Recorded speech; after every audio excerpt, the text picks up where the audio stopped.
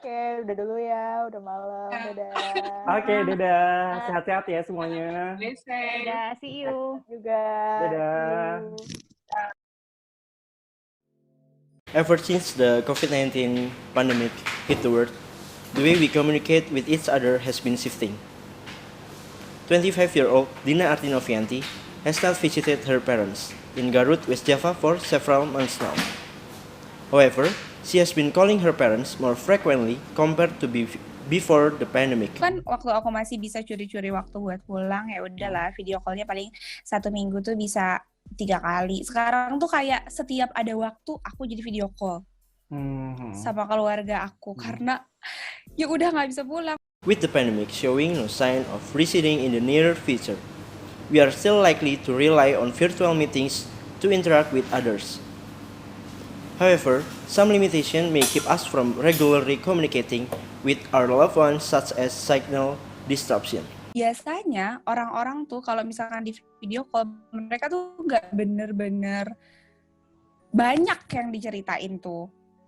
Karena kita juga harus gitu, kita tuh harus adjust waktu kita kan. Misalkan ya udahlah video call ya, hayo gitu kita video call. Tapi kadang-kadang mereka ada interupsi apa. Tapi kalau misalkan ketemu langsung, itu tuh mau nggak mau pasti ya kesannya tuh beda. Mau nggak mau apa yang lebih gimana ya, lebih anget aja gitu loh.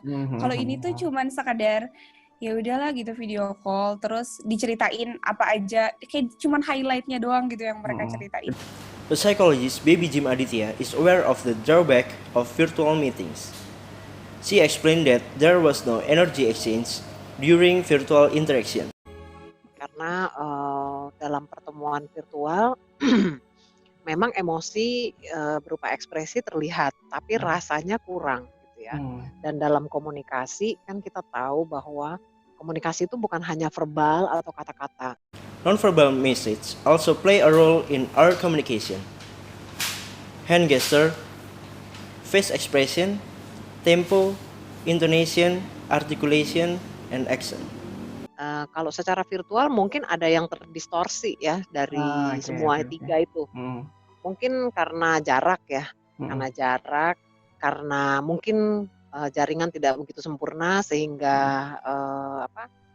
ekspresi itu tidak seluruhnya tertangkap misalnya, atau gesture nggak seluruhnya kelihatan kan. Virtual interaction might cause people to feel more lonely, but Baby said it is not different from face-to-face interaction, where we can feel lonely despite being in the middle of a crowd. Kita kumpul-kumpul sama teman kita di warung kopi, ber-6, ber-8, ber-10, tapi masing-masing sibuk sama handphonenya masing-masing. Kita sibuk sama yang jauh, instead of sibuk sama yang deket kita. Mbok bertegur sapa, lu tadi gimana? Gimana kerjaan lu? Gimana ini itu? Enggak tuh. So, kenapa kita mesti ketemu secara fisik dong? Capek-capek, macet-macet ya, kalau menurut Mbak Baby. Dan actually, at the end kita merasa we are so lonely gitu, lonely in the crowd. COVID-19 has not only saved ways of communicating but also our daily habits.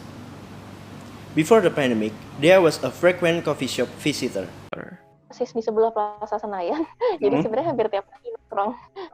Karena sekedar ngopi ke Starbucks atau ke food court atau ke restoran, dan itu juga kadang bosku tuh tipikal orang yang laid back kan, jadi dia sebenarnya lebih suka ngobrol-ngobrol santai, ngomongin soal kerjaan secara nggak serius, sehingga kita lebih sering makan siang di luar. Jadi kalau seminggu bisa dikatakan 3-4 kali, ya hampir tiap hari. Dan tentunya selama pandemi itu berarti kultur makan-makan itu hilang gitu ya, Dea? Makan-makan di luar itu tentunya. Iya, benar-benar hilang. This change of culture has affected many coffee shops, including Relung Kopi in Tebet, South Jakarta. They have suffered a decline in sales because of Jakarta large-scale social restriction PSBB policy. Waktu adanya peraturan PSBB itu yang tidak boleh terima dine-in itu pengaruhnya sampai penurunan sales-nya sekitar 80%.